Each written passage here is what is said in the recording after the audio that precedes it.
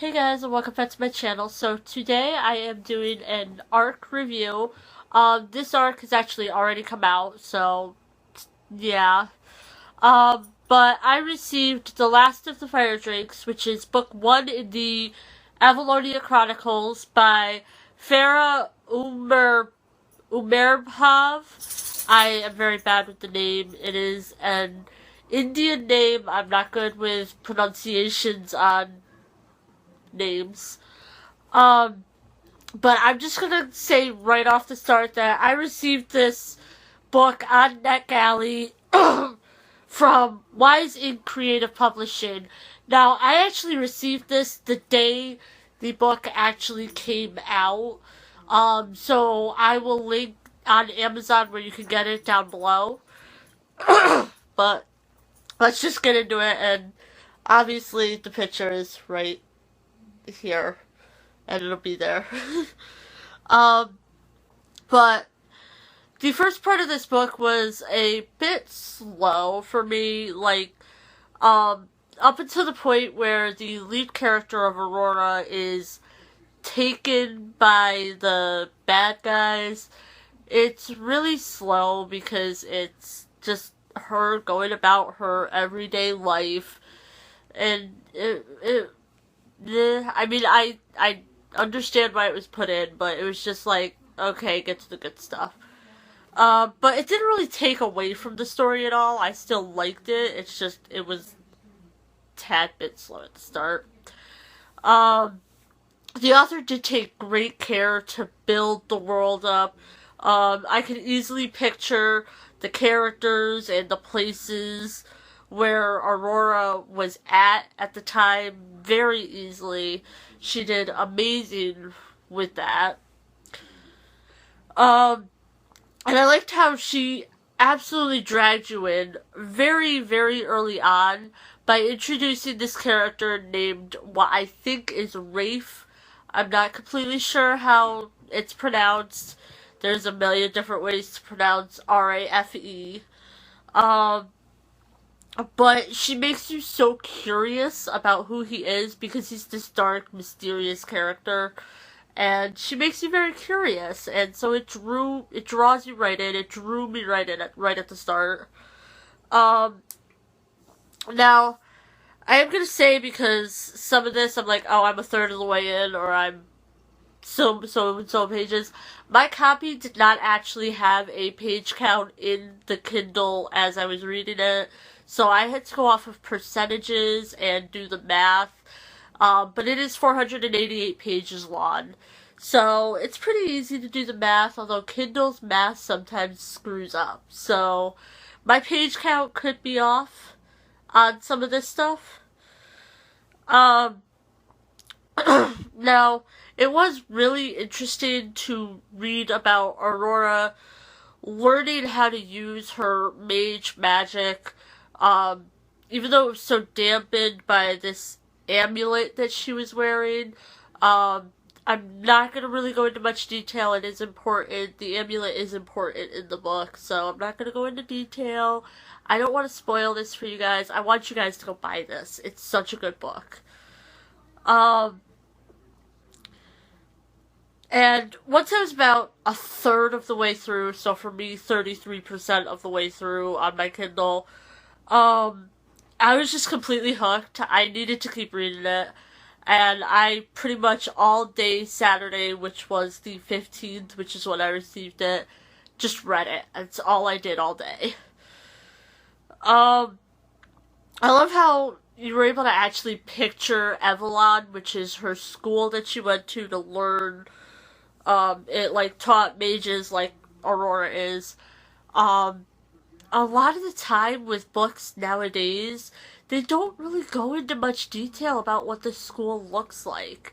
And especially in fantasy books, that's important. You know, you don't know what these schools look like. It's not like a contemporary where you could just imagine your own high school or a school, you know. I think to me it's important to have that in a fantasy novel, have the world building, have the pictures in your mind. And she was very, very good at getting you to hate who you needed to hate. And I loved that. You know, there are a lot of books where it's like, oh, he's the bad guy, but I don't really hate him. This one, you hated the people you needed to hate, and it was just so good. Um, and the Grimoire of Abraxas, which is another major part of this book, it's very important to the whole series, I'm guessing, was a really interesting twist. I was not expecting this kind of twist that she put in it with the Grimoire. And I think it's going to be an amazing way to put all of the plots together in the next books that come out. Because obviously there's going to be more than one. There needs to be, because it ended at a cliffhanger. Yeah. But I was actually so into the book that I read 71% of the book in one day. And being a 488 page book, I usually go about 400 pages a day. I read, due to my calculations of just doing 488 times 0.71, I read about 347 pages of this. As well as, before I read this, I finished like another 100 pages in another book. I had to finish it first, because I needed to start fresh. So, on Saturday, I, read the majority of this book. And this is Sunday when I'm recording it. It is the 16th, so obviously I finished the rest today. I definitely liked the OMG moment,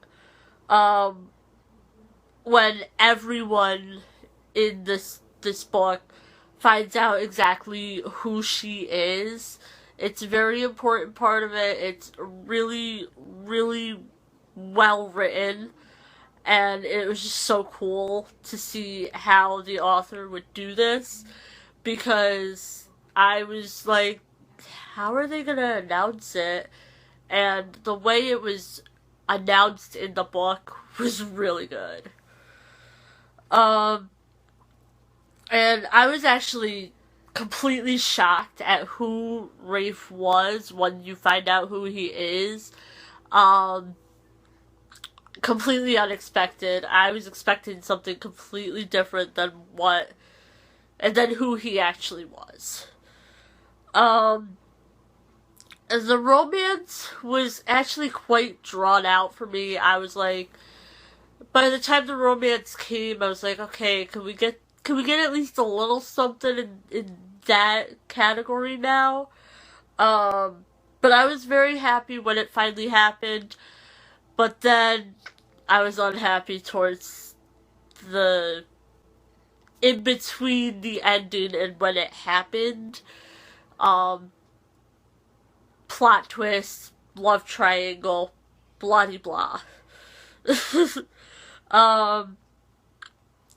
But the major action in the book, like the major part where she goes and faces the bad guy, it happens about 60 to 70 pages before the end of the book. So you're in the 400 page mark already before the really, really good action even happens. To me, it could have been a little more. There could have been a little more of the action into it. But having it be in those last 60 to 70 pages, again, did not draw away from the book. It was still such a good book. And overall, there were definitely some parts that were dragged on a tiny bit too long. Other parts came tiny bit too fast, and they were just over and done with. But it really wasn't a bad thing, in my opinion. It was still incredibly good. And overall, I gave this a 4 out of 5 stars because it was still such a really good book. But there were a few parts I was a little disappointed with. But for a debut novel, it was amazing. And so I will link down below the Goodreads page for it, where you can find it, and I will also link the publisher's Netgalley, so you guys can check out the Netgalley as well.